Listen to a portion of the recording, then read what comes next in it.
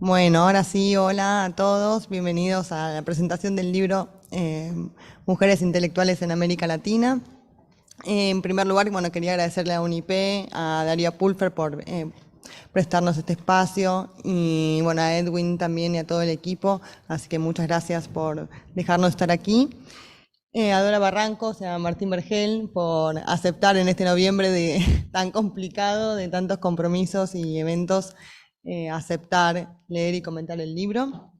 Bueno, a las autoras y a los autores aquí presentes, a los que están presentes en línea y a los que no han podido venir por otros compromisos.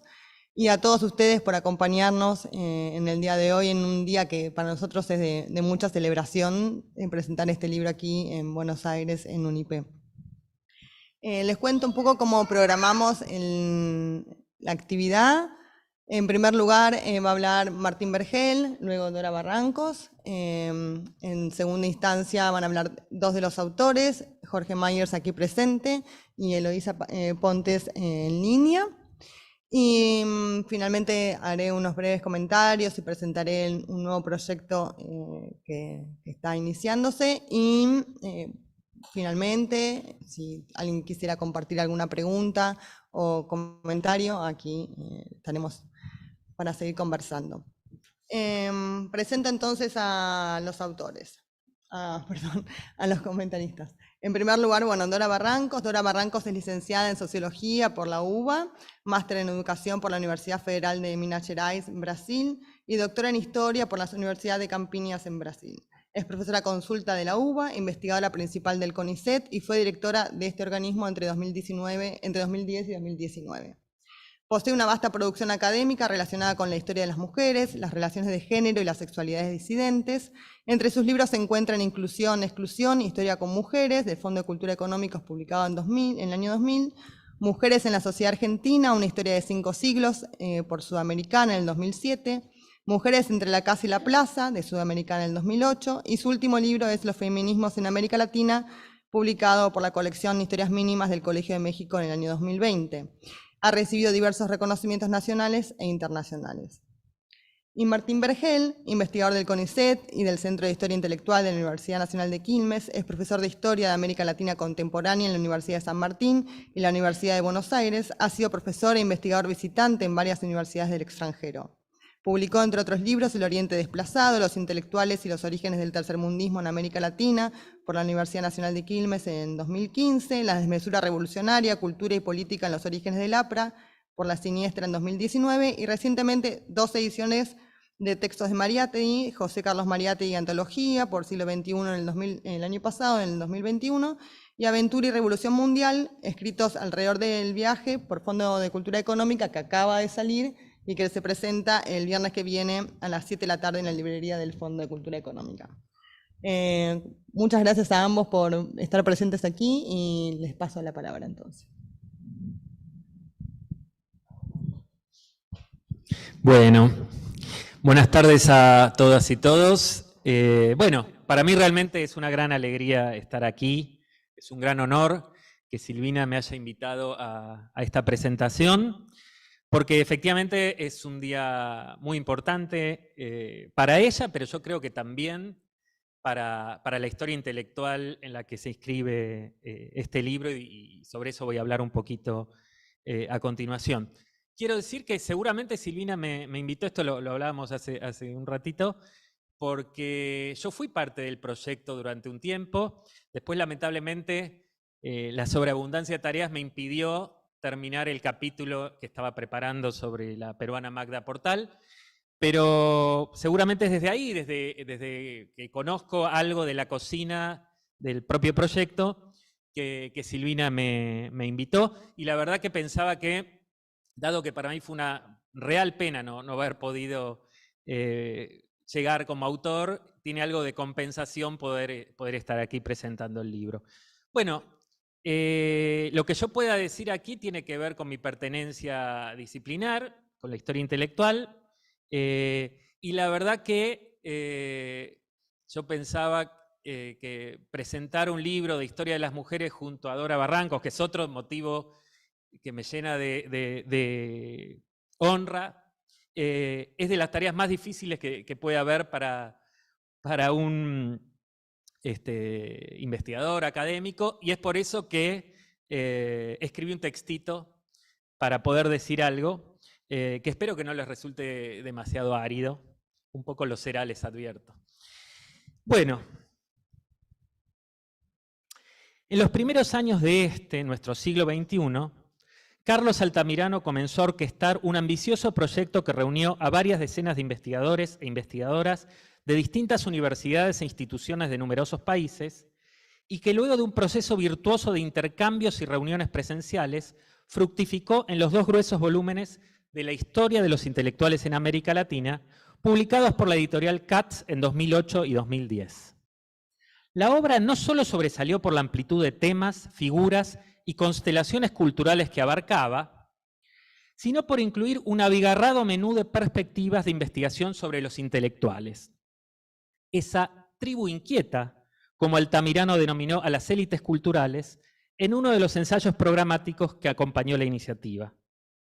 Así, problemas como los espacios de sociabilidad de los intelectuales, sus trayectorias, los artefactos culturales en torno a los cuales suelen congregarse, como las revistas culturales, o los ámbitos en que desempeñan son consagrados y en los que su palabra encuentra una plataforma de proyección hacia el espacio público, entre muchas otras cuestiones, recibieron nueva luz a partir de ese proyecto y de conjunto afirmaron una agenda de investigación que contribuyó al despegue de una nueva historia intelectual entre los estudiosos y estudiosas del continente.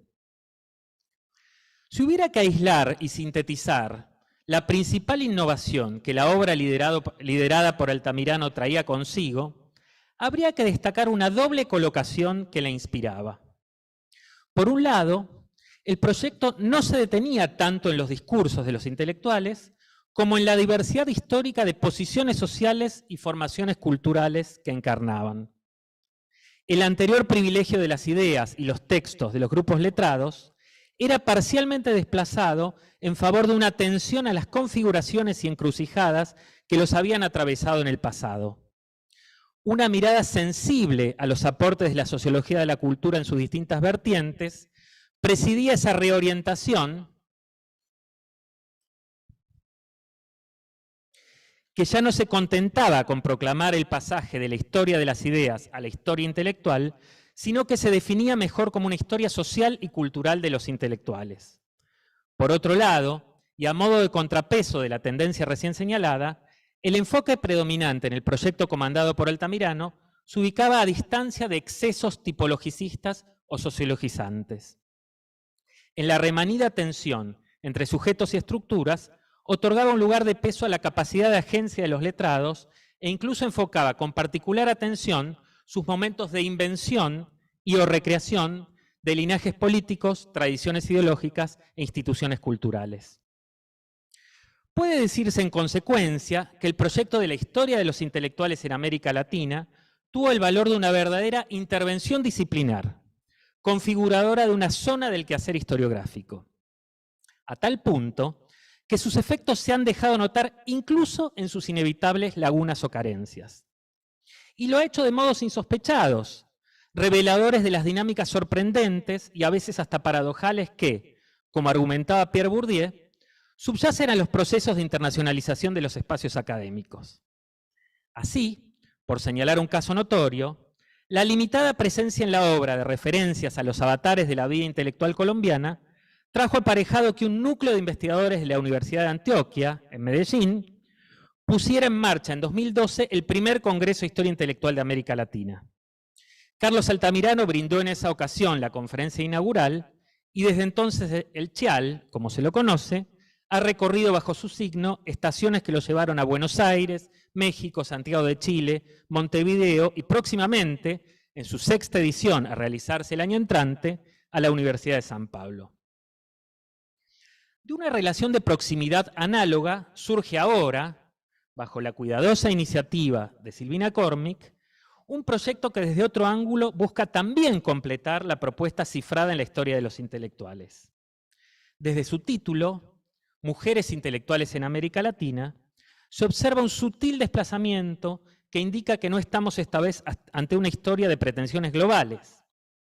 a diferencia de la obra publicada por Katz en los 2 voluminosos tomos, que abarcaban 200 años de historia en una 50 de capítulos, aquí se trata de la reunión de 12 meditados estudios sobre trayectos biográficos de mujeres intelectuales que en su mayoría se concentran en la primera mitad del siglo XX, con algunas prolongaciones que avanzan algunas décadas más.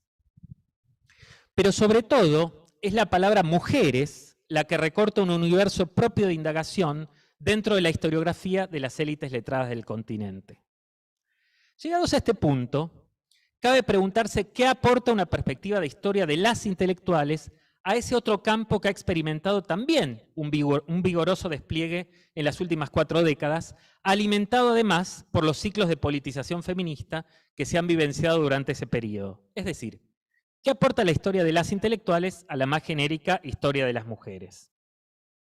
Con las consabidas dificultades implicadas en la tarea de presentar sumariamente un libro colectivo que reúne autoras y autores de diversos estilos y procedencias, quiero detenerme en 3 registros que atraviesan la obra y que constituyen parte de su contribución específica, de por sí muy significativa. En primer lugar, la historia de las intelectuales que se hilvana en los capítulos reunidos en el libro de Silvina sirve para iluminar los rasgos de ciertos mundos sociales y culturales vinculados a la historia de las mujeres de apetencia intelectual, pero no solamente. Tal es el caso del magisterio, un trampolín, pero también una trampa en las carreras de ese perfil de mujeres. En el capítulo que abre el libro, Flavia Fiorucci reconstruye con solvencia la trayectoria de Cecilia Grierson, canonizada en el lugar de primer médica argentina. Como muestra la autora, el desafío implicado en el ingreso a una carrera hasta entonces eminentemente masculina como la medicina, solo fue posible por el menos recordado paso previo de Grierson, por esa labor que sí gozaba de la aceptación, y aún más, el auspicio del Estado educador moldeado por Sarmiento, el normalismo. Ser maestra no solo le permitió costearse sus estudios universitarios con su trabajo docente a contraturno, sino que funcionó a lo largo de su vida como un sello en el que se respaldaba para ganar autoridad en otros roles profesionales y técnicos en los que se acompasó su etos pedagógico. Otro tanto ilustra Inés de Torres, con similar pericia, en su capítulo sobre la también médica y feminista uruguaya Paulina Luisi, cuya trayectoria requirió asimismo el pasaje por el magisterio, una actividad que la proyectó hacia posiciones socialmente más expectables. Y también Silvina Cormick, quien en su lúcido capítulo sobre la notable trayectoria de Gabriela Mistral, aquilata también los usos que la escritora chilena hizo de la célebre imagen que la consagró como la maestra de América. Solo que, según se encarga de mostrar la autora, en el caso de Mistral, el triunfo literario fue el que la proyectó a posiciones de dirección en escuelas de un aparato educativo que inicialmente le había impedido titularse formalmente como maestra por su temprana vocación intelectual. Y es que la Gabriela Mistral de Silvina es, a distancia de las visiones edulcoradas que recortan facetas de su sentimentalidad literaria, propiamente una estratega intelectual. En suma, el magisterio supo ser, para estas mujeres, una instancia que abrió otras puertas, que las recubrió de un aura que supieron prolongar en otros ámbitos, pero también, para muchas otras mujeres, un espacio que las confinó a imágenes estereotipadas y roles establecidos, como la conocida impronta de sacrificio maternal que acompañó desde entonces a la figura de la maestra. Otro mundo sociocultural que los estudios reunidos en el libro permiten atisbar es el vinculado a las estructuras de la militancia política. Varias de las mujeres abordadas participaron de los espacios del espectro comunista, que en las claves de emancipación que remitían a la tradición ilustrada y luego a la Revolución de Octubre, resultaba más permeable a la participación femenina y aún a su proyección como mujeres destacadas dentro de los respectivos partidos y sus organizaciones frentistas. Así, la figura de la poeta revolucionaria pudo evadirse de las funciones asignadas a la escritura femenina para ser exaltada en los cuadros partidarios por su disposición a captar las escenas de sufrimiento, pero también de lucha profética, como muestra Jorge Myers en su enjundioso trabajo sobre la uruguaya Blanca Luz Brum. Una disposición afín a la que Laura Prado Acosta detecta en Nidia Lamarque, cuyas incursiones iniciales en ambientes literarios encontraron nuevo vértigo desde su asunción de una posición de enunciación comunista que la llevó a liderar instancias organizativas mayormente masculinas, como los frentes de oposición a las guerras imperialistas y en particular, a inicios de la década de 1930, a la Guerra del Chaco entre Bolivia y Paraguay. La afiliación comunista pudo dar nuevo lustre a las carreras más previsibles de algunas de estas mujeres en sede literaria, como también muestra Cecilia Macón en su aproximación a esa viajera de muchos mundos que supo ser María Rosa Oliver. O imprimir un nuevo sentido de radicalidad a las incursiones en la literatura infantil que habían proyectado inicialmente a la costarricense Carmen Lira, según reconstruye sagazmente en el libro Denise Arias Mora. Pero la militancia revolucionaria tuvo también costos, empezando por la represión desatada sobre las izquierdas en distintos momentos de la turbulenta historia continental y que trajo aparejado para algunas de estas mujeres estaciones en prisión. En todo caso, el mundo comunista tenía como compensación no solamente la remisión a un universo de sentido que otorgaba certidumbres en contextos de inestabilidad, como recordaría Eric Hobsbawm a la hora de justificar su renuencia a abandonar las filas partidarias, aún después de darse a conocer algunas atrocidades del estalinismo, sino que también abría un abanico de oportunidades incitantes. Así, en su inteligente trabajo sobre Célia Gattai, mujer intelectual brasilera, pero también mujer de intelectual, nos dice María Alice Hesengi, mujer de intelectual por haber sido la atenta esposa que guió la trayectoria del escritor comunista Jorge Amado, María Alice se interna en las formas de sociabilidad internacional que en viajes, congresos y ágapes literarios se le abrían a esa exitosa pareja de orientación progresista, un mundo en el que la protagonista del capítulo se desenvuelve con particular soltura. Más previsiblemente, la fidelidad a la causa comunista de la ensayista cubana Mirta Aguirre, antes y después de la revolución castrista que reconstruye Rafael Rojas, recibiría como premiación la ocupación de posiciones expectables en el entramado cultural del gobierno revolucionario, a despecho de la resignación de las perspectivas críticas y heterodoxas que había cultivado en sus estudios literarios previos. En suma, la flema transgresora en el caso de la militancia partidaria y la lírica revolucionaria vanguardista en el de las escritoras y poetas hallaron en el mundo comunista una recepción más hospitalaria y entusiasta que la que modulaciones de otro tinte pudieron hallar en otros espacios. Una segunda vía de interrogación que proponen distintos capítulos del libro tiene que ver con la captación de formas de intervención activa de los sujetos, las sujetas o sujetes en los casos estudiados. En línea con las proposiciones de la historia de los intelectuales en América Latina, los estudios reunidos en el libro de Silvina se preguntan por las condiciones de posibilidad y los resultados de los actos o momentos de invención. Un rasgo de carácter, pasible de ser abordado como un efecto de estructura, parece común al conjunto de mujeres intelectuales radiografiadas, la audacia. Pero los gestos rupturistas de las protagonistas del volumen pudieron tanto inaugurar espacios de actuación impensados como despertar previsibles críticas y comentarios ponzoñosos. A menudo, esos gestos implicaron la adopción de poses masculinas necesarias para la inserción en algunos ámbitos. En otros casos, el recurso a la exacerbación de disposiciones asociadas a lo femenino resultó más apto para franquear puertas. Por mencionar algunos ejemplos de ese recorrido por esos momentos de invención que propone el libro, Silvina muestra cómo la adopción de un discurso latinoamericanista favoreció en Gabriela Mistral la obtención de posiciones en instituciones de proyección mundial, como el flamante Instituto Internacional de Cooperación Intelectual de la Sociedad de las Naciones, así como la posibilidad de negociar al interior de los espacios que reunían distintas sensibilidades americanistas, credenciales que autorizaban voces femeninas sin abolengo social, como era su caso. Eloísa Ponchi, por su parte, reconstruye los modos en que Gilda de Melo y Sousa se desplazó del lugar que tácitamente se le asignaba como escritora de ficción dentro del grupo de la revista Clima del que formaba parte, para internarse en un género tenido por masculino, el ensayo, desde el que pergeñaría su notable tesis de doctorado sobre el fenómeno de la moda en el siglo XIX. Mientras que María Alice Gesende muestra cómo Célia Gattai surfió con habilidades sociales el lugar de esposa de un escritor de renombre para lanzarse ella misma como autora en el tramo final de su vida. Posición no carente de ambigüedades, pero también de promesas, que también la mexicana Amalia de Castillo Ledón supo sortear en una carrera política que la llevó a lugares trascendentes luego de su casamiento juvenil con una figura de peso, tal como reconstruye en su capítulo Gabriela Cano. Para concluir este repaso de esta segunda dimensión común a los estudios reunidos en el libro sobre la que he querido llamar la atención, quisiera disipar la imagen de figuras excesivamente capturadas por el cálculo estratégico que pudiera extraerse de la sucinta enumeración que acabo de hacer.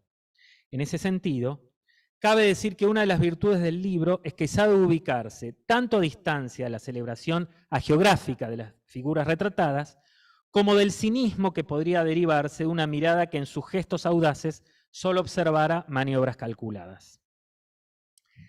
Finalmente, un tercer registro en el que quiero detenerme a partir de la lectura de los ensayos reunidos en Mujeres Intelectuales en América Latina, tiene que ver con el clivaje entre los ámbitos domésticos y la intimidad de las protagonistas del libro y la esfera pública en la que inscribieron su actuación como parte de la élite letrada.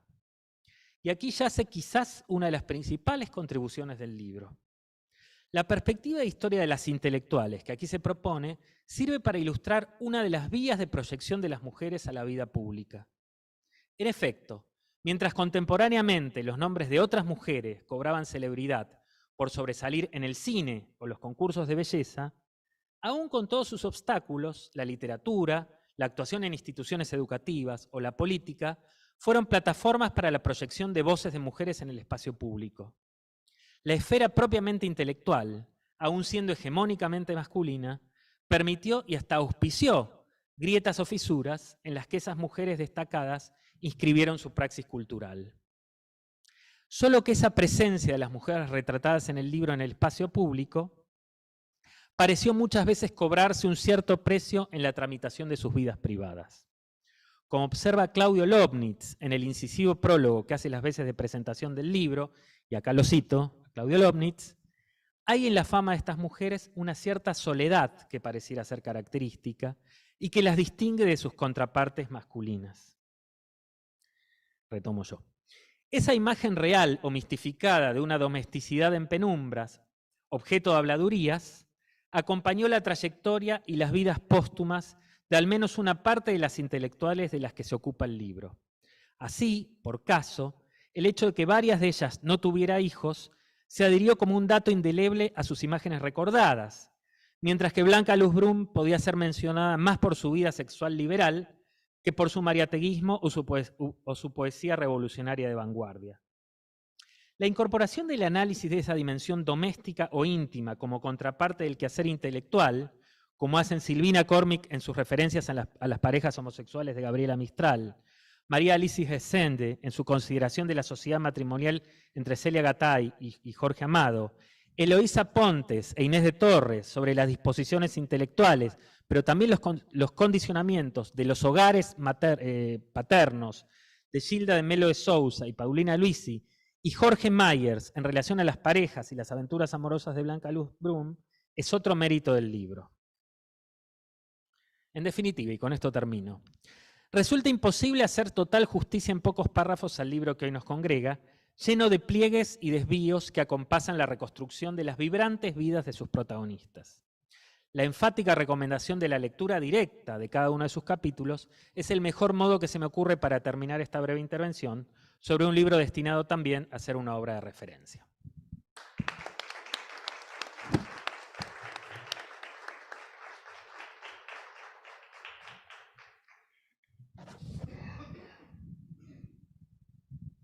Bueno, en principio, pedir nuevamente disculpas por el atraso indebido. Y en segundo lugar, decir que estamos frente a un acontecimiento con este libro. Tiene razón Martín cuando dice que esto continúa en una zona de alguna manera, tenía alguna introducción, la historia de los intelectuales de Carlos Altamirano, donde participamos. Voy a recordar una anécdota de Carlos.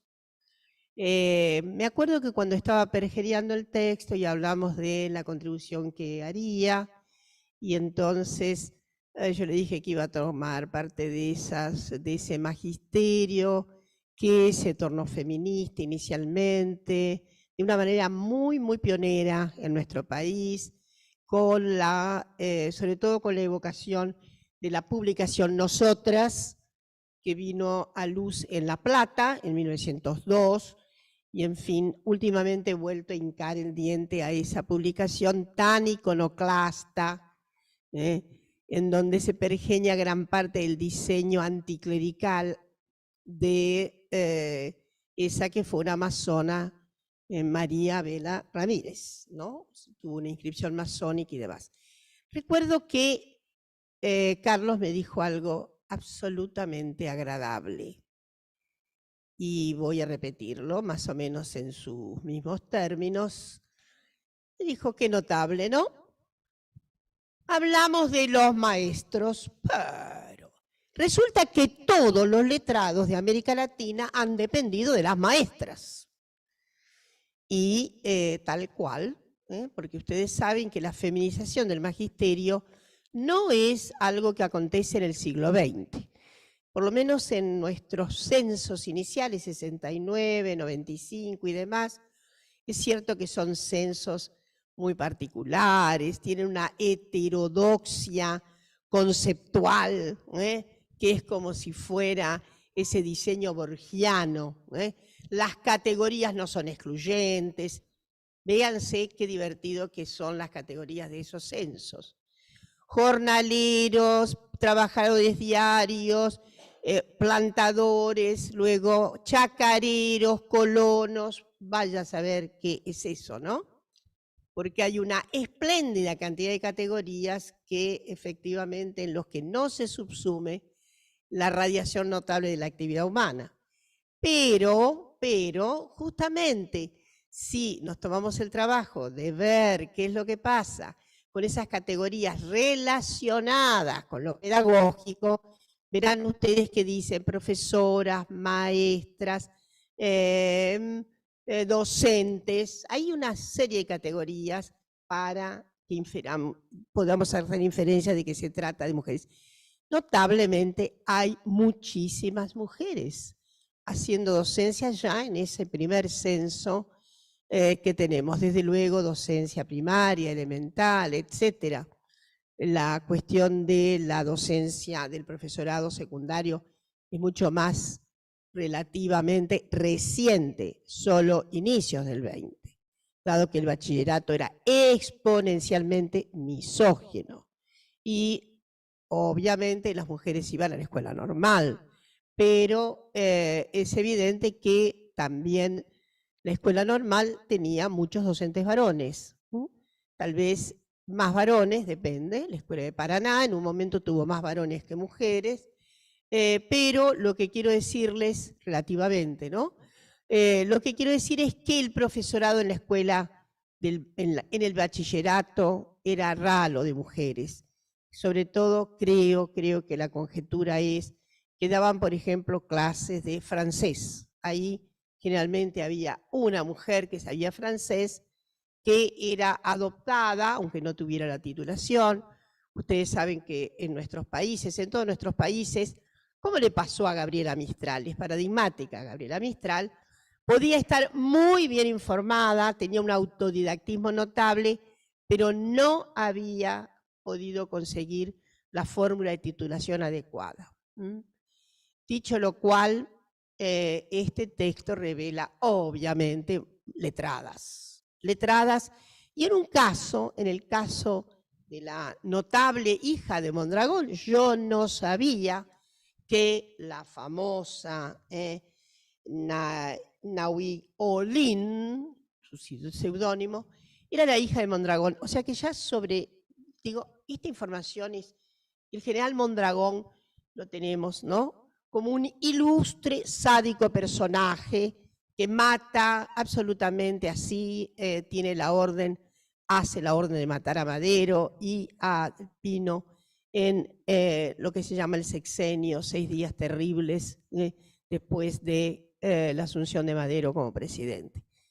El señor Mondragón, que se va a Europa, y es evidente que le permite a esta muchacha una enorme capacidad de absorción de elementos artísticos y de nociones que están en el campo, obviamente, del conocimiento más erudito. Entonces, este texto a mí me parece magistral, porque si bien conocemos algunas de esas biografadas, bastantes, encuentro que hay ángulos que me parecieron absolutamente instigantes, completamente novedosos en el apuntamiento que han hecho las autoras, en todos los casos. Desde ya, Jorge, estoy impactada por la incursión que hiciste nada menos que en esta figura tan controvertida, tan difícil, tan increíble, que para nosotras las feministas ha sido siempre un problema. Blanca Luz, siempre ha sido un problema. Porque no dejo de pensar en que a veces nos recorre una arteria extraña. Como Blanca Luz era tan suelta de cascos, es como que también, y tenía un feminismo muy especial, resulta que no nos termina de convencer ni siquiera su notable hazaña como gente de letras, ¿no? Siempre hay un pero con ella, sobre todo porque además, felizmente tú llegas ahí, no al otro momento en donde el despliegue de Blanca Luz es francamente desquiciado, porque ustedes saben muy bien que ella dirigió el pinochetismo, que se arraigaron en ellas las fórmulas más, ¿cómo decir?, procaces, inclusive de los imaginarios ideológicos. Entonces, teníamos con ella una reserva, porque al mismo tiempo, ahí está la belleza de este texto, es que hay una descomposición de esa figura. Tú la descompones. Y más allá de lo que parece que suena un terreno de arbitrario total en esa mujer que tiene la capacidad de desorganizar, de construirse completamente a propósito de su absoluta libertad sexual. Entonces, y además, esa libertad sexual que no se anda con chiquitos, se anda con aquellos personajes, ¿no? Entonces, esto también, quiero decir, ha representado Blanca Luz, todo también un problema. Lo digo sobre todo pensando en una posible construcción de Blanca Luz a contraluz de la moral feminista, porque al final las feministas eran muy pacatas. Entonces debe decirse. Y esto era muy poco tolerado. Es notable, una disrupción tan enorme que haya tenido tan poca tolerancia por parte de las feministas. Y era, sí, efectivamente, en muchos sentidos, una aventajada a lo que podría ser la segunda ola del feminismo. Entonces, lo mismo nos ocurre con las clásicas, con Cecilia Grierson y Paulina Luisi, ¿no?, a las que conocemos tanto. Y Paulina, por ejemplo, tiene una saga muy particular, internacional, y deriva también, ahí sí no hay ningún problema, Cecilia es una feminista relativamente rosé, ¿no? Es una feminista muy articulada, con los sentidos que ponderan, no exageremos, casi por ahí, no exageremos. No me la puedo ver a Cecilia, sí con sus disgustos grandes con las conservadoras, de ahí que Sachs se sale del consejo, etcétera, etcétera. Están las organizadoras del primer congreso, en fin, pero una la observa una vez más con este texto, esa rectitud profesional, esa dimensión de la vida profesional, que tiene obviamente tantísimos dolores para ella, porque al final nunca pudo ser reconocida como una médica en el sistema, escalar algún cargo en el sistema público. Conocida también la anécdota esta de que le fue denegado el concurso en el que hubiera sido ganadora.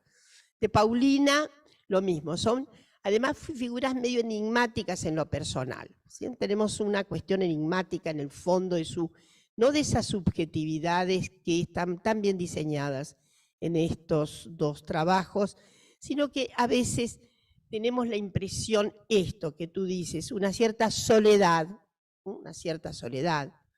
En el caso de Cecilia, un poco enigmática, desde luego su vida sexual, etc.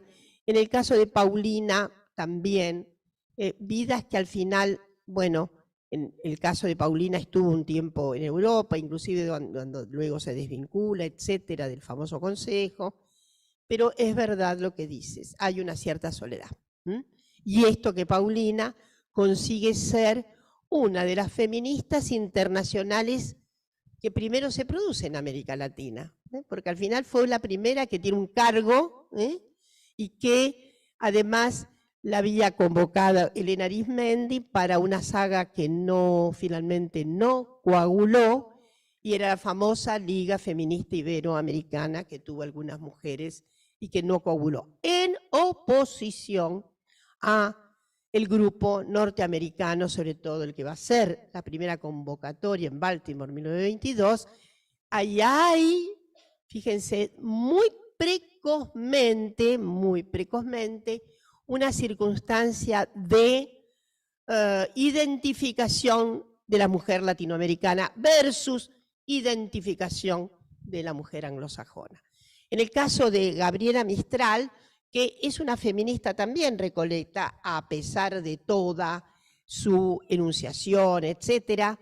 Una piensa por ahí lo que le pasa a Virginia Woolf, que nunca fue una feminista de recorrido movilizador público. Ella siempre tuvo una reserva con relación a las fórmulas feministas, no obstante reconocer que la mayor revolución que se había hecho en Inglaterra se había hecho con 3 peniques y aludía a Pankhurst, obviamente. Pero ella tiene una percepción muy particular, percepción que también usó Simone de Beauvoir y la cita expresamente, de que la poliqueja nuestra puede ser no tan atractiva desde el punto de vista finalmente de ganar derechos. La poliqueja, el hecho de ser víctimas, no le gustaba mucho a Virginia Woolf. Dígase de paso que estamos hablando de la más grande escritora inglesa, reconocida un poco más tardíamente, y que tiene muchísimo que ver con grandes trazados de este texto. La escritura como salida, la escritura como representación posible del mundo y de sí, más allá de que no todas engarzan una subjetividad tan expresiva. Sí, la poemática representa en gran medida una malla de subjetividad, pero mucha narrativa se desprende de ese yo. Se desprende de lo que Bonnie Smith ha dicho, de lo traumático que representa el acto movilizador para la escritura. Tiene que haber en Bonnie Smith, en las mujeres que se dedican sobre esto a historiografía amateur, hay un conato de estructuración que es traumático. Aquí no aparece esto. Aparece, en fin, la mayoría notablemente son escritoras.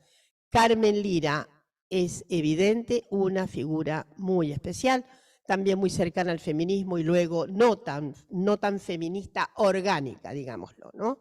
Su pasaje doloroso a México, su reencuentro entonces con una narrativa infantil, el texto está muy bellamente hecho y que es de Denise. El texto de Denise, que me pareció muy, muy bello, porque la verdad es que se ha escrito sobre Carmen Lira, pero no lo que ella merece. Este texto es precioso, es un muy buen conjunto apreciativo de esa Carmen, que además milita en el Partido Comunista y es una de las razones por las cuales, obviamente, ese tránsito doloroso de Costa Rica que hace que tengan que emigrar y exiliarse en México, generalmente las militantes comunistas. Carmen fue efectivamente una, sin embargo, como dice Martín, consiguen una trayectoria. Y es probable que esa trayectoria, consiga una trayectoria, y me refiero al punto de vista de una cierta consagración. Una cierta consagración.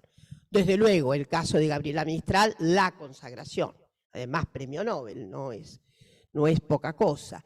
Pero esa consagración, al mismo tiempo, esto es lo que las feministas tenemos que repensar, está significando que haya una suerte de escueta relación damnificante en la parte moral. Porque nadie parece ser, no encontramos lo que serían agresiones por la sexualidad de Gabriela Mistral. Es muy difícil. En este texto no se narran y entonces estoy ya convencida, un poco cambiando de figura, de época. Mariquita Sánchez es Mariquita Sánchez. Notable, nadie le va a endilgar ninguna circunstancia moral a Mariquita Sánchez. Hace un poco lo que quiere. Bueno, Gabriela me parece que debió haber sido bastante discreta, además, ¿no? Pero me parece precioso cómo ha sido colocada en esto que también decía Martín, en una circunstancia en donde la geografía corre por cuenta de la época, no en todo caso de este tránsito tan bello sobre ella, ¿no? La época hace una enorme geografía sobre Gabriela Mistral. Yo les confieso algo, mucho tiempo pensé que era muy exagerado, les digo 30 años atrás, después, que era muy exagerado el acto de devoción sobre Gabriela Mistral, que estaba como muy indexado, pero es evidente que ahí había una mala fragua de mi parte. Creo que si había alguna duda respecto de Gabriela, este texto nos lo devuelve de manera muy, muy compacta, en el sentido de que efectivamente hay gran valor, hay gran calidad en la escritura de Gabriela. Entonces, yo quiero ir más rápido y decirles que sí, desde luego, a Amalia Castillo Ledón, que fue una feminista también, un poco muy entregada a la causa de las mujeres, porque además fue figura importante del CIN, nada menos, ¿no? Pero Gaby Cano, ella ha trabajado intensamente a doña Amalia, y en este texto hay una excelente síntesis de esa figura que consigue ardides de poder muy interesantes. Consigue ardides de poder. No es que todo además representa un importante sector burgués, mexicano, pero ni eso ampara a las mujeres, esto es lo que quiero decir. En cambio, Amalia consigue con buenas tretas una sostenibilidad. Ella sí estaba en un grupo importante, como has dicho, respecto de las mujeres, pero no es el grupo más identificado con la protesta feminista, por así decirlo.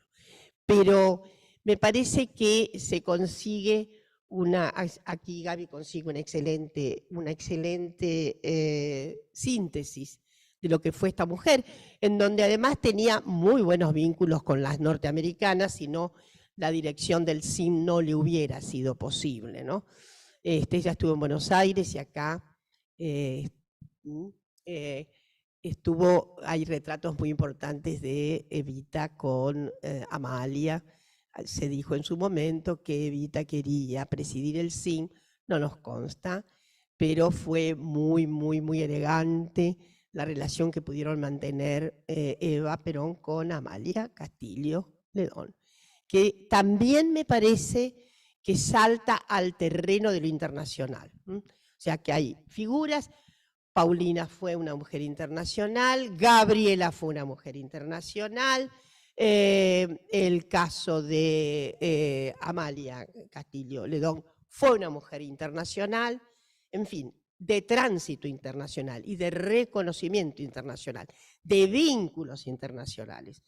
Me gustaría ya ir cerrando y decirles que este texto nos ilumina enormemente, no puedo dejar de ir por el texto de María Rosa Oliver de Cecilia.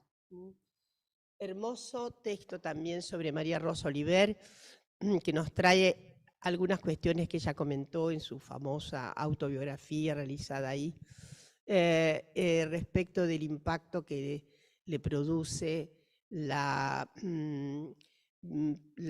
observación de aquella passeata, de aquella manifestación de las feministas inglesas, evidentemente grupo de Pankhurst, claramente, en las que ellos ven desde la familia y ella desde luego ven desde un balcón, y no está en esta parte del libro, pero sí está el comentario que ella hace respecto de lo que ve a esas mujeres, que no son feas, como horribles, como se habían dicho, que eran mujeres brujas, mujeres absolutamente, en fin, ofensivas desde el punto de vista estético, porque su propio padre, y ahí está, aquí está muy bien colocado por Cecilia, su propio padre tenía unas ideas progresivas respecto de la emancipación de las mujeres con su propio límite.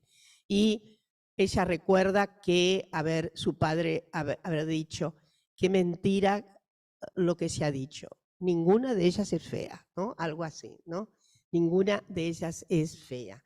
En fin, a mí me parece, lo que también se consigue acá una relación muy interesante entre lo que hubiera sido el oficio del ama de casa, protegiendo al varón intelectual, el señor de la casa, como dice una importante novelista mexicana, cada vez que se refiere a su importante marido, el señor de la casa. No hay aquí señor de la casa en el caso de Celia, no lo hay, ¿no? Es también, el caso de Celia, obligada por las circunstancias, también es una mujer que transita internacionalmente, y eso dice Cecilia, que contribuyó mucho, ¿no? Esas socializaciones de viajes son muy, muy importantes. En suma, yo creo que, y el contrapunto entre Gilda de Melo y Victoria me parece precioso. Gilda, obviamente, desde una posición evidentemente que debió sortear. Antonio Cándido era una figura descomunal. Había que ser la mujer de Antonio Cándido. Entonces, ella consigue un lugar arriesgando nada menos que el género de ensayo para salirse de ese contenido de narración efectivamente en el que suelen estar indiciadas las prácticas escriturarias de las mujeres. Narrar, narrar, narrar. Y no dedicarse a la especulación, a lo especulativo, que obviamente pertenece más al género ensayo. Bueno, yo por ahí no he mencionado a todo el mundo. Mirta Aguirre, me sorprendió el trabajo de Rafael Rojas. Yo conocía muy poco la vida de Mirta Aguirre, de la misma manera que confieso de Nidia Lamarque, de Laura Prado. Conocía muy poco a Nidia Lamarque, también en una zona, me parece que se refiere bastante a mi propia situación familiar. Había una parte de la familia muy, digamos, muy relacionada con los medios de izquierda, etcétera. Y me acuerdo también las consagraciones de críticas a las vueltas que había tenido Nidia Lamarque, ¿no? Una especie también de traidora, de traición severa, como una persona que pasa por el comunismo, etcétera, se había luego convertido a una hiperconfesionalidad católica. Y en el caso de Mirta Aguirre, hay dos varones nomás acá, ¿no? Jorge, tú con Rafael. Perdón, mira tú. Qué cosa, ¿eh? Bueno, qué suerte. Rectificamos. Y el caso de, digamos, de Nidia, me parece que es un rescate importante. Un rescate importante. Nadie puede quedar afuera. En suma, acá hay mujeres de pluricondiciones. No hay no podemos decir, acá no hay una óntica femenina, clarísimo. Si hay algo para debatir hoy día es algunas posiciones que quieren volver sobre una óntica femenina. No existe una óntica femenina de la misma manera que no existe una óntica masculina, felizmente. Entonces, acá hay mujeres en una cierta posición que consiguen de todas maneras algo muy importante. Tienen una relación que seguramente fue conflictiva más de una vez, una relación conflictiva con su medio, pero que consiguen sortear esas adversidades. De un modo o de otro, estas mujeres consiguen sortear. Es cierto, en el caso de Olin termina de una manera muy, muy dolorosa, termina hospiciada, pero aquí lo notable es un poco la línea, una podría decir, de Peter Gay. Todas se salvaron, ¿no? Todas tienen sus puntos de fuga notable de lo que serían los rituales patriarcales, los rituales de la vida doméstica, los rituales de las obligaciones. En el caso, por ejemplo, inclusive, sí, hay algunas que pudieron tener hijos, otras no. Algunas fueron madres, en el caso de Blanca Luz, evidentemente una relación muy, muy entrañable, casi yo diría crítica, con su niño, y además la desgracia de haberlo perdido. En el otro caso me sorprende que en el caso de Celia, ella se va a Europa con un bebé y deja una niña, y esto también no deja de significar que tampoco se dejaron sobrepasar por las exigencias rituales del deber ser maternal. Es decir, hay un deber ser, pero no, aquí hay rupturas también en ese fuerte, ¿no? Allí en ese zócalo granítico de exigencias sobre la condición femenina, que en primer lugar está la maternidad. Esto también debe ser dicho, deja una luminosa estela en las consecuencias de todos estos análisis. En fin, para terminar, yo creo que esto es un gran espectáculo para continuar la historia de les intelectuales ahora, y han quedado seguramente muchos. Cuando analicé bien cada figura, dije falta Magda, pero Magda es tuya. Magda Portal, seguramente muy amiga de mi tía. Es decir, hay figuras por eso que me son familiares, ¿no? En los odios de la familia, ¿está claro lo que quiero decir? O en las broncas que tenía la familia, en el caso de Nidia, y de Lamarque, y en fin. Pero decirles que están con inmensas felicitaciones. Esto no es una investigación, una investigación de maquillaje. Esta es una investigación profunda, es una investigación de sonda, bien abajo, y con elementos de muchísima creatividad que nos han ilustrado muchísimo. Y yo sé que la primera modificación que este tipo de trabajo suscita es en las propias autores. Es maravilloso también eso, ¿no? Quien se modifica es enormemente cierto. El primer modificado, la primer modificada es la propia autora.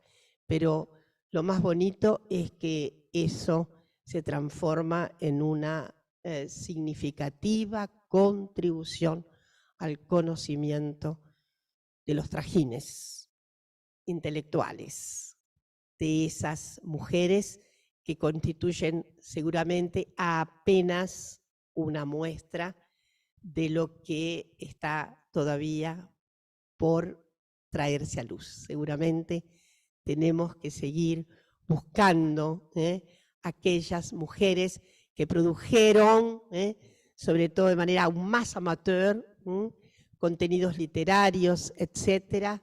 Y bueno, es el desafío que ustedes han dejado planteadas a las oportunidades de intelección de este precioso texto. Así que estamos de fiesta.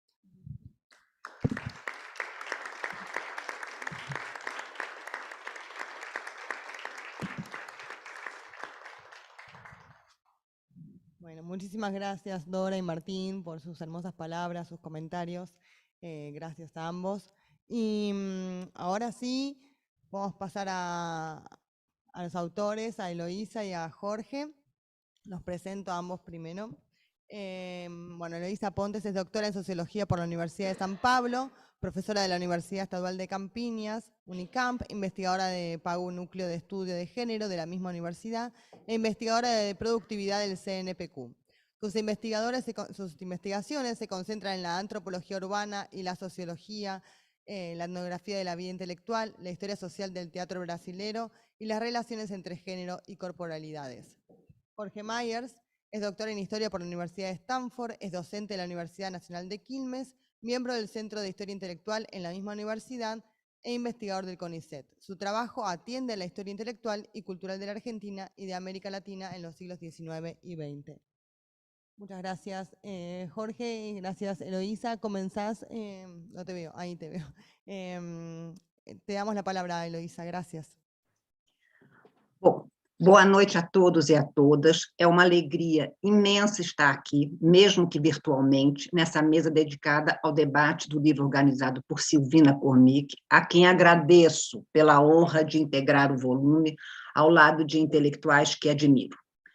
Eu peço desculpas, mas eu vou falar em português, porque eu não ouso nem arriscar um portunhol.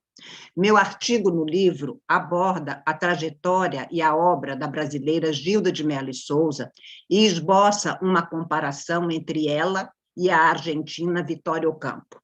Inspirada pelas proposições de Beatriz Sarlo, em Buenos Aires, Modernidade Periférica, eu procurei mostrar no artigo não apenas como Gilda e Vitória Ocampo lidaram com as desvantagens e os constrangimentos de gênero, mas, sobretudo, como elas potencializaram as suas diferenças. Gilda de Mello e Souza, apesar de ser uma ensaísta notável a meio caminho entre a arte e a ciência, não teve a mesma projeção de Vitória Ocampo.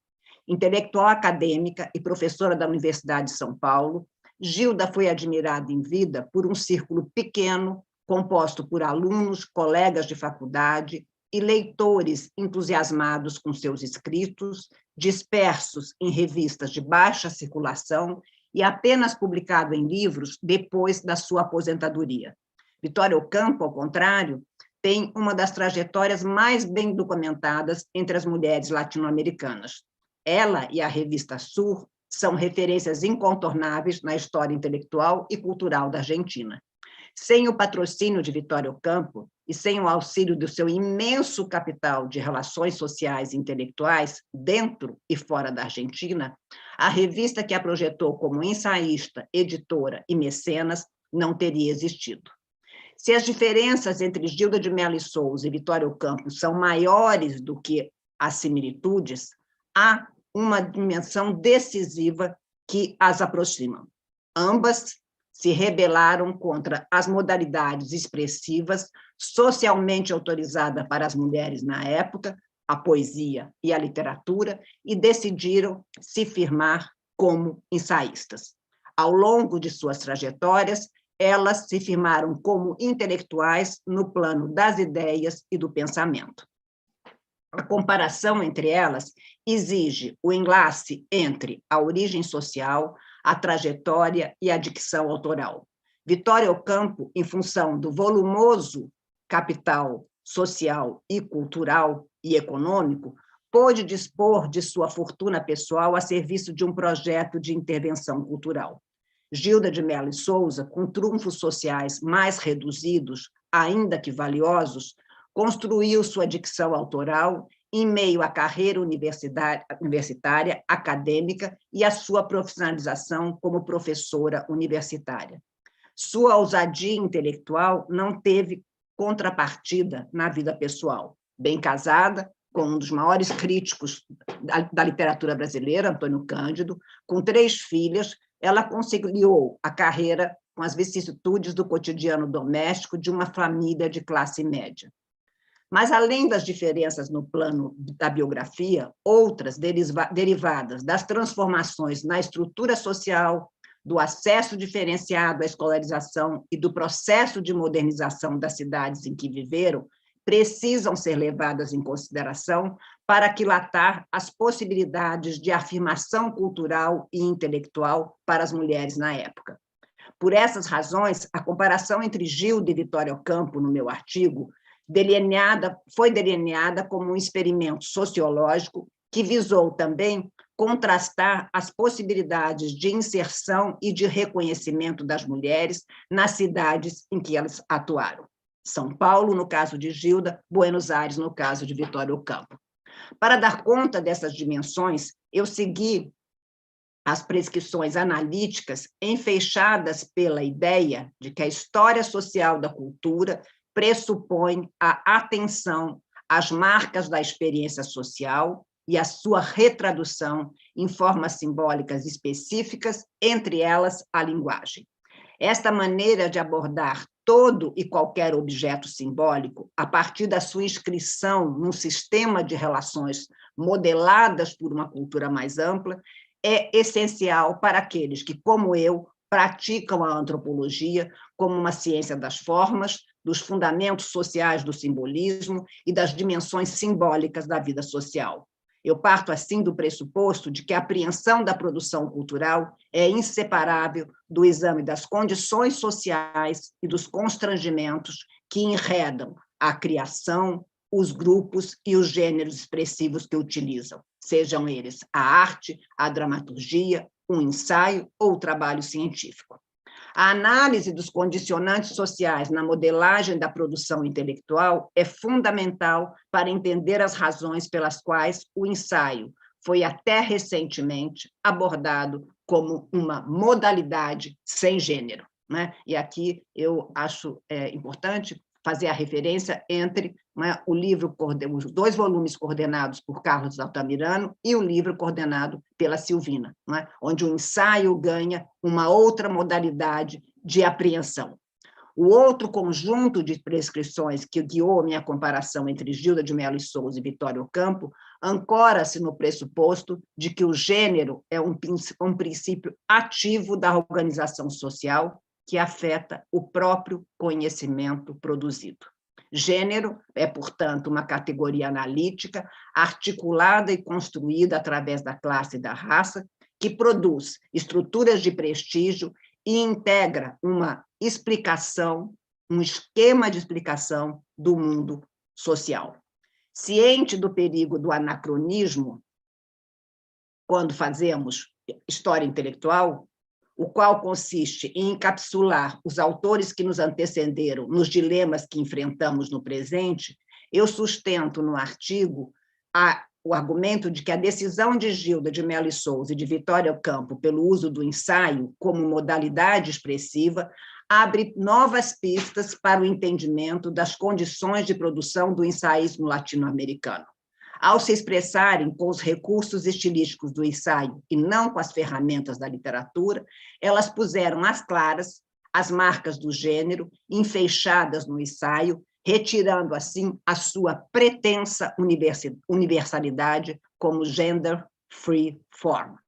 Para entender como isso aconteceu, temos que recuperar os constrangimentos e as categorias que puseram em questão um mundo social que o tempo consumiu, evitando, assim, a falsa familiaridade que tendemos a reconhecer nas relações de força desse mundo. E isso implica em mostrar a relevância entre classe e gênero na análise do ensaio latino-americano e na reconstituição de sua urdidura com o mundo social e cultural em que ele foi gestado. Tais são as linhas de força que eu procurei desenvolver no artigo que escrevi para o livro da Silvina. Muito obrigada a todos e reitero a minha alegria de participar dessa mesa.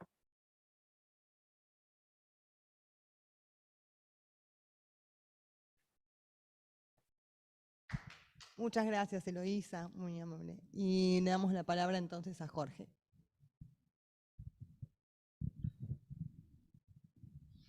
Bueno, empiezo diciendo que para mí ha sido una alegría participar en este libro. Me ha parecido muy valiosa y muy admirable la conducción que hizo Silvina de todos nosotros y nosotras como autores y autoras durante la pandemia. Este libro se produjo en condiciones particularmente difíciles, como todos sabemos, que nos han afectado en estos últimos 2 años. Yo creo que es efectivamente un acontecimiento de gran valor que marca un antes y un después en el campo de la historia de los intelectuales y de las intelectuales. Y es más, yo creo que podría incluso pensarse como un hito hacia una normalización distinta a la que nos mencionaba Martín Vergel en su muy linda presentación. Algún día sería lindo, yo creo, pensar que se pudiera organizar una historia intelectual de los intelectuales pensado desde el género femenino, es decir, donde lo natural fuera que los intelectuales son las intelectuales y lo que habría que pensar casi como un pensamiento posterior, incluir a los hombres. Es decir, yo creo que la cuestión de género es fundamental, pero que sería lindo pensar algún día que estuviera tan incorporada la idea de que mujeres y hombres son intelectuales que ya no hiciera falta calificar con el adjetivo femenino a el trabajo intelectual que se está estudiando. Bueno, yo lo que pensé, como esta es una presentación de un libro, es leer un fragmento de mi texto para que tengan una idea, los que están aquí presentes, cómo es el contenido del libro.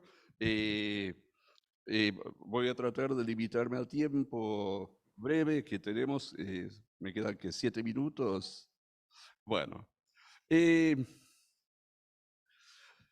La exploración histórica de esta trayectoria, la de Blanca Luz Brum, ha tenido la intención de examinar los modos específicos en los cuales mujeres habitadas por un deseo intenso por convertirse en ciudadanas de la ciudad letrada con plenos derechos y que deseaban no solo crear una obra cultural propia, sino incidir sobre las propias condiciones que regían la posibilidad de crear tales obras, debieron afrontar obstáculos y pudieron aprovechar oportunidades que en el contexto de la época estaban disponibles. Los años de entreguerras, que es el momento en que Blanca Luz Brum tuvo su apogeo como intelectual, en el mundo, los años de entreguerras fueron en el mundo un momento de crisis civilizatoria, en la estela de la Gran Guerra, pero también de florecimiento de nuevas oportunidades y de cristalización de ensoñaciones renovadas de futuro. Para las mujeres, estas fueron décadas signadas por la conquista efectiva de sufragio en algunos de los países centrales y en todas partes de modernización vertiginosa en los atuendos y los ornamentos, en las prácticas de consumo y de esparcimiento y aún en las relaciones de pareja que parecían prometer, a través de figuras como la New Woman o la mujer moderna, una progresiva emancipación del género femenino. Libertad e igualdad para las mujeres. Esos eran valores que estaban en la atmósfera de la época y que atravesaban fronteras ideológicas y clases sociales. La nueva modalidad en esa coyuntura, la emergencia de nuevos espacios para el ejercicio de la función intelectual por parte de mujeres letradas se expresó a través de una modalidad y de una connotación también nuevas y específicas a las exigencias del momento histórico. La nueva modalidad era la creciente presencia de mujeres intelectuales en condición de actuar como gestoras culturales, no simplemente mecenas, como organizadoras del campo intelectual. sería quizás mejor decir, que pudieran dejar su impronta personal en los gustos, los hábitos y las producciones que definían el espacio cultural de las élites o de las masas. La connotación novedosa del ejercicio intelectual por parte de mujeres era que la conquista del derecho a dirigir, a fijar una dirección a la producción cultural por parte de algunas, poquísimas, es cierto, por parte de algunas mujeres, podía contribuir a la emancipación más general en otros aspectos de la vida. Blanca Luz Brum, pero también Victoria Ocampo, Ángeles Gonet, Antonieta Rivas Mercado, Peggy Guggenheim, Nancy Cunard y muchísimas otras, Virginia Woolf, podían convertirse en modelos de mujer emancipada, además de emplear sus propios recursos simbólicos y materiales para luchas como la conquista del sufragio o la implementación de leyes que mejoraran las condiciones de vida general de todas las mujeres. ¿Cuánto tiempo me queda? 3 minutos. Bueno. El trabajo de labrarse como intelectuales era, en efecto, muy arduo, y la posibilidad de fracasar estaba más presente y podía costarles más a ellas que a los hombres. Si Victoria Ocampo representa el paradigma de la mujer intelectual dedicada exitosamente a la gestión cultural, Blanca Luz Brum o la intelectual mexicana Antonieta Rivas ilustran cada una de un modo distinto los escollos a que estaba expuesta la mujer que buscara asumir un rol gestor en el campo, un rol directriz en el campo, en su campo o en el campo cultural en general. Para los que no saben, Antonieta Rivas Mercado es una intelectual mexicana muy importante en su momento, en los años 1920, comienzos de los años 1930. Pudo haber sido una Victoria Ocampo, gozaba de una herencia familiar muy amplia, era una mujer muy rica. Ella inspiró una de las principales revistas intelectuales mexicanas de ese momento, la revista Contemporáneos. Fue posible gracias a la intervención de ella.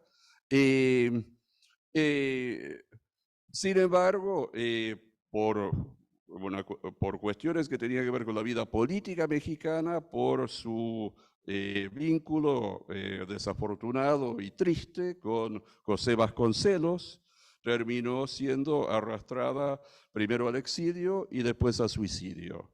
Entonces es una vida trunca que no sabemos cómo se hubiera desarrollado, pero en los últimos años se han publicado sus escritos privados hechos durante el exilio y que muestran a una mujer intelectual en pleno desarrollo, una mujer que estaba proyectando una vida intelectual futura de gran productividad.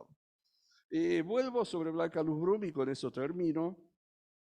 La trayectoria intelectual de Blanca Luz, yo creo, permite examinar las condiciones de posibilidad para el ejercicio de un magisterio intelectual por parte de una mujer, y esto, a diferencia de Antonieta Rivas Mercado o Victoria Ocampo, nacida en un país próspero pero periférico, sin dinero propio, cuyo ingreso a los distintos espacios intelectuales por los que transcurrió su obra debió verse siempre facilitada por hombres, intelectuales y mecenas, quienes fungían como los guardianes de la frontera entre el mundo letrado y aquel que no lo era. Al igual que otras mujeres intelectuales de aquellos años, demostró una vocación que no se limitaba a la escritura ni a la militancia política, sino que buscaba un liderazgo como intelectual, liderazgo ideológico y sobre todo estético, apoyada en los recursos materiales y simbólicos de otros, a lo cual se veía obligada por su situación social y de género. Buscó, sin embargo, desde el comienzo convertirse ella misma en conductora de emprendimientos intelectuales, la dirección de revistas o de columnas de diarios, la imbricación entre su obra de creación y su obra política doctrinaria, fueron todas actividades que ella emprendió cada vez que pudo desde el inicio mismo de su carrera. Las condiciones de posibilidad para esa ambición le habían sido dadas durante los intensos años de aprendizaje que vivió en el seno del movimiento Amauta, donde el magisterio libre y habilitante de José Carlos Mariátegui le había permitido absorber los saberes que plasmarían el alma matinal, la mujer matinal. Blanca Luz, mujer matinal, que supo escribir con toda la intensidad de su rebelión, el amor es la única fuerza conmovedora. Ahí termino.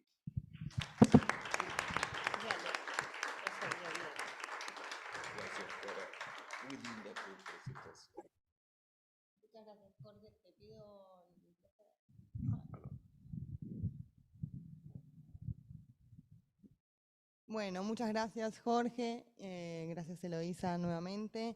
Y ahora voy a comentar,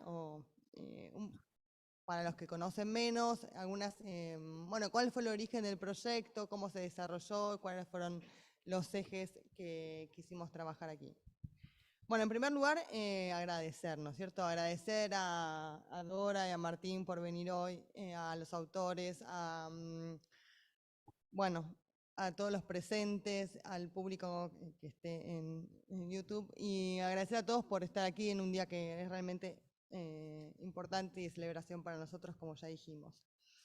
El libro que hoy nos reúne fue inicialmente una inquietud que nació a raíz de mi propio trabajo sobre Gabriela Mistral. Me refiero a la necesidad, ya no solo de considerar a su figura en tanto intelectual, es decir, como una actora en este caso del debate público, sino a abordarla desde las preguntas y las perspectivas que la historia intelectual y de los intelectuales nos ofrece para ello. Sin embargo, su condición de mujer imponía ciertos límites y habría ciertos reparos a la aplicación sin más de aquellas preguntas y perspectivas. Era necesario atender a nuevos interrogantes y abrirse a otras literaturas que nos guiaran en esa búsqueda. La historia de las mujeres, los estudios de género, de feminismo. Era ese un camino, el entrecruzamiento de la historia intelectual y de los intelectuales con los estudios sobre género, feminismos e historia de las mujeres que necesitaba ser explorado. Claro está, si contábamos con trabajos iluminadores como los excelentes estudios de Dora Barrancos, Eloísa Pontes, Gabriela Cano, Graciela Batricuore, por mencionar algunos. Pero ese entrecruce de disciplinas requería abordarse en profundidad y extensión para conocer más y mejor a las mujeres intelectuales de finales del siglo XIX y mediados del siglo XX. Al mismo tiempo, ese camino conducía a pensar nuevamente la constitución de los campos intelectuales, de la región como espacios conformados desde sus orígenes por mujeres y varones, aunque en desiguales condiciones de posibilidad. Es decir, como una historia atravesada por las representaciones sociales sobre los géneros y las relaciones de poder que los articulan. En ese sentido, la propuesta habilitaba a trocar la idea de que las mujeres intelectuales habían ingresado tardíamente a la esfera pública y cultural previamente constituidos por varones, por otra en la que podemos pensarlas como actoras de su proceso formativo, aunque muchas veces ya se han sido relegadas a ocupar lugares subordinados dentro de esos espacios. Estas preguntas me llevaron a pensar en la necesidad de realizar un estudio colectivo sobre las trayectorias y la actuación de una serie de mujeres intelectuales latinoamericanas en la vida pública y cultural del continente que permitiera alcanzar una perspectiva amplia desde donde determinar las especificidades, excepcionalidades, tanto como las regularidades en los itinerarios de al menos algunas de ellas. La pregunta un poco de fondo allí era si eran, ¿no?, estos casos más conocidos, ¿eran todas mujeres genios y fuera de lo común? ¿O había algo en las dinámicas sociales, culturales y políticas de sus sociedades que permitiera hubiese permitido su desarrollo y pudiera explicárnoslo? Fue en esa instancia cuando entre 2018 y 2019 convoqué a un importante grupo de investigadoras e investigadores de Argentina, Brasil, Costa Rica, Cuba, México y Uruguay, especialistas en el estudio de estas disciplinas en América Latina. Eloísa Ponte, Cecilia Macón, Flavia Fiorucci, Inés de Torres, Jorge Myers, Laura Prado Costa, Denis Arias Mora, Gabriela Cano, Dina Comisarenko Mirkin, Rafael Rojas, María Alice Resende de Carvalho y también a Martín, ¿dónde está? Para iniciar un trabajo que pronto se mostró como una muy rica experiencia de investigación y de problematización del objeto, esto es, de reflexión acerca de las particularidades de estudiar a las mujeres intelectuales en América Latina desde la historia intelectual y de los y las intelectuales con perspectiva de género. Los diálogos mantenidos en diversos encuentros y reuniones fueron centrales para el proyecto. Ejemplo de su importancia es que en los primeros intercambios mantenidos, y en gran parte por insistencia de Martín, el libro pasó de un primer perfil más conosureño a otro, el definitivo, que aspiró a alcanzar una escala latinoamericana. De modo que, muchas gracias. Ahora, con el proceso concluido, considero que este trabajo colectivo ha cumplido eficientemente sus propósitos. En efecto, los casos analizados en el libro nos arrojan nuevos conocimientos sobre las figuras examinadas, a la vez que nos ofrecen claves para seguir reflexionando en torno a las dificultades, pero también a las posibilidades que las mujeres con voluntad intelectual han tenido en América Latina para participar de la esfera pública y cultural. Asimismo, colocar el foco de atención en la actuación de las mujeres intelectuales contribuye a la vez a repensar aspectos más amplios relativos a la conformación y las dinámicas de la vida intelectual en América Latina. Finalmente, la labor realizada durante el proceso nos permitió a las y los autores compartir inquietudes y perspectivas que alimentaron los trabajos y nuestras investigaciones. Esa conversación nos estimuló a dar un nuevo paso que hoy tenemos también el gusto de compartir con ustedes e invitarlas a los integrantes a integrarse a este nuevo proyecto. Y les hablo aquí del REMIAL, que es la Red de Estudios de Mujeres Intelectuales en América Latina, conformada por Flavia Fiorucci, Eloísa Pontes, Inés de Torres, Gabriela Cano y quien les habla, y las instituciones de pertenencia. Y la red tiene por objetivo contribuir al conocimiento de las mujeres intelectuales en América Latina, estimular el diálogo entre las investigadoras y los institutos de investigación, difundir estudios sobre las mujeres intelectuales en la región y promover trabajos transnacionales sobre el tema. Finalmente, para no demorarme demasiado porque ya se ha ido haciendo tarde, les puedo compartir la página, la dirección de la página web del REMIAL, a donde pueden inscribirse. Tenemos programada una actividad para diciembre que será comunicada por las redes sociales y los correos electrónicos, así que los invitamos a la página web del Centro de Historia Intelectual, que es historiaintelectual.com.ar, y ahí podrán encontrar toda la información de esta nueva red. Así que muchas gracias a todos por venir, gracias a quienes están del otro lado, y podemos dar por concluido, creo, si nadie tiene hay alguna pregunta, me imagino que se ha hecho tarde para todos, así que creo que podemos cerrar. Muchas gracias.